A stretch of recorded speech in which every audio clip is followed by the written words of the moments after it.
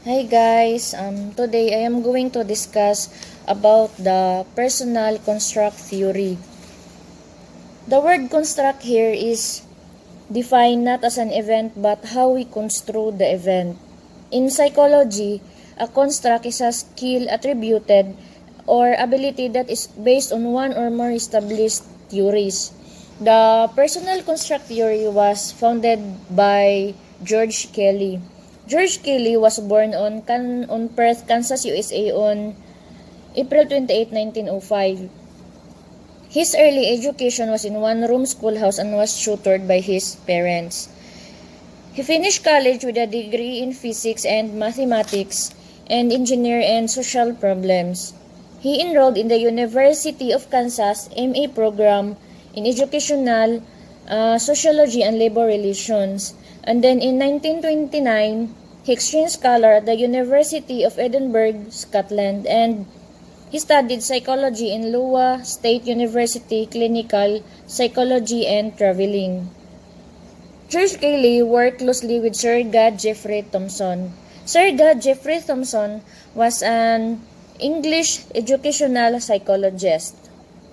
Then during World War II, he joined Navy as psychologist and then he became professor of psychology and director of clinical psychology at Ohio State University and worked with Julian Rutter.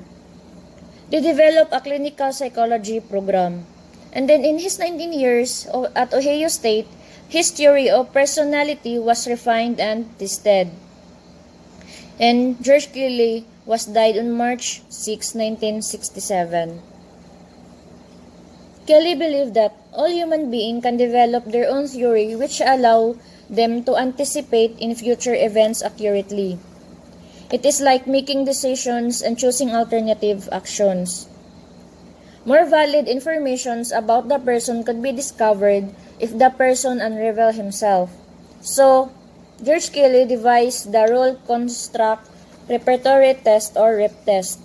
The goal of the role construct repertory test or REP test is to understand how individual views of his world, especially those people known to the person with whom or she or he plays different roles. Then, George Kelly developed the CPC cycle. The CPC cycle, the C stands for circumspection, and the P stands for preemption, and the C stands for control. The circumspection phase possible interpretation that can be labeled cognitive trial and error are tried. While the preemption phase, number of constructs that seems especially relevant to the situations are chosen. Control phase, the choice is made and course of action is established. As we take a circumspective view of CPC cycle, we begin to see that far from being a simple and rather obvious process, it might be unusual for us individually or collectively to go through a well-balanced cycle. And now let's proceed to the basic postulate. From the word postulate, it means that to assume or claim as true. According to Kelly, all human beings are like scientists since they are interested in the future, and it is the future that tantalizes us, not our past. The basic postulate has two parts, the personal construct. It is an intellectual hypothesis that we devise to use to interpret, explain, give meaning, or predict life events. Constructs are inherently personal because they are based on each person's life experience. Each person's systems of construct is unique, and it is the individual nature of this experience that forms the differences between people. And then number 2 is the constructive alternatives. We are not controlled by our constructs, but we are free to revise or to replace them with another alternatives, which means a person's processes are psychologically channelized by the ways in which he anticipates in events. In other words, our personal understanding, our individual actions, and what we all dependent, and what we believe is all dependent on what we anticipate. Not only do we do sometimes view it through rose-colored glasses, but we view the world at all times through glasses of some color, be the dark glasses or misty glasses or clear glasses. They all color our perception. And then George Kelly created the 11 corollaries. First one is the construction corollary. Because repeated events are similar, we can predict or anticipate how we will experience such events in the future. A person anticipates events by construing their replication. And then number 2 is the individual corollary. People perceive events in different ways. In this corollary does not argue that people never resemble each other the way they view situation, as they clearly negated by the sociality and communality corollaries. And individual corollary simply means that it is all about uniqueness. And then number 3 is the organization corollary. We arrange our construct in patterns according to our view of their similarities and differences. It's about how person builds a model of map, a model or map of external reality out of their theories about external reality. And then the number 4 is the dichotomy corollary. Constructs are bipolar and consist of pairs opposite. Constructs of an individual consist of pairs and opposites. Example, good or bad, cruel or kind, and etc. And then number 5 is the choice corollary. A person chooses for himself that alternatives in a dichotomized construct through which he anticipates the greater possibility for extension and definition of his system. Simply means that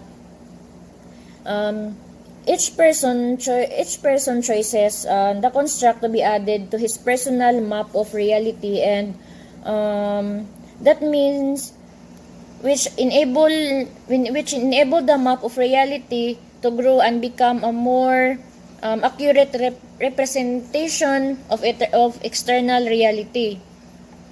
And then number 6 is the range corollary.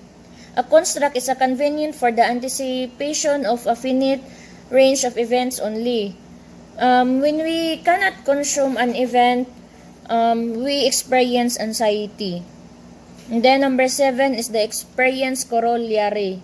We continually test our construct against life experience to make sure they remain useful. As what Kelly said, humans are active, reacting organism. And then number 8 is the modulation corollary. We may modify our construct as function of new experiences. The variation in a person's construction system is limited by the permeability of the construct, which in whose range of convenience the variant lie. Permeability refers to the degree in which a construct is open to the interpretation of new events. And then the number 9 is the fragmentation corollary. A person may successively enjoy a variety of construction subsystems which are inferentially incompatible with each other. Many of our construct conflict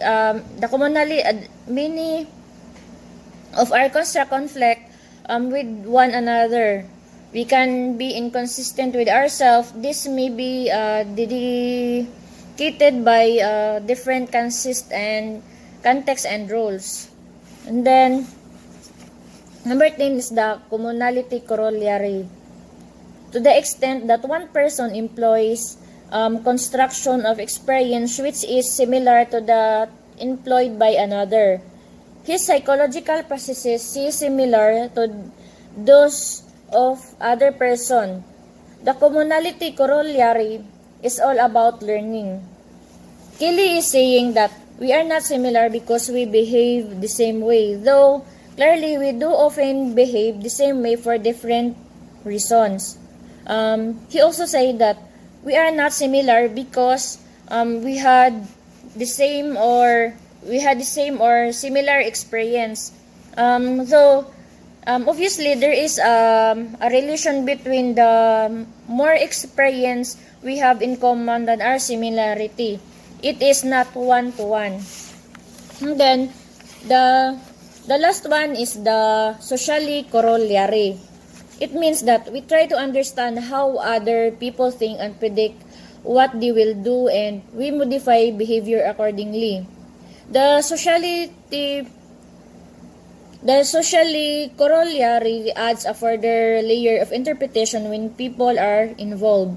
It is simply suggested that if person A accurately perceives how another person B sees the world around him and his part in it, person A can interact person B in a way in the form of devising a role for himself involving person B. And now let's discuss about the different kinds of interpretation of traditional psychological concepts. First is the motivation. Traditional theories of motivation claim that people has to have a drive, needs, goals, or stimulus to set them in motion. For Kelly, humans are born motivated, and every person is motivated for no other reason than that he or she is alive. And then anxiety. Recognition that the events which one is confronted lie outside the range of convenience of one's constructive system. When we cannot construct an event, we experience anxiety. And then hostility. Kelly defined as the continued effort to extort validation evidence in favor for a type of social prediction which has already proven itself a failure. Then the next one is the aggression. The active elaboration of one's perceptual field. Aggressive individuals opt to extend their construct system rather than define it. They seek adventure rather than security. And then the guilt. Perception of one's apparent dislodgement from his core role structure. The term core role structure refers to the construct we use to predict our own behavior. Guilt is that feeling we have when we act contrary to the prediction of our own behavior. And then threat. The threat is an awareness of imminent comprehensive change in one's core structure. Guilt is experienced when the construct we use to predict our behavior are not validated, and we feel threatened when previously validated construct for dealing with extra events lose their validity. And then the next one is the fear. The fear is results when peripheral elements of one's construct system is invalidated. Fear is similar to threat, except that is a new incidental construct rather than a comprehensive construct that seems about to take over. And then the unconscious. Kelly felt that construct could be described in terms of the cognitive awareness, and then construct with low cognitive awareness could be considered as unconscious. And then the last one is the learning. The constant alternation of one's construct system which the goals of increasing its predictive efficiency. Any change in one's construct exemplifies learning. And that would be all. Thank you. Bye. God bless.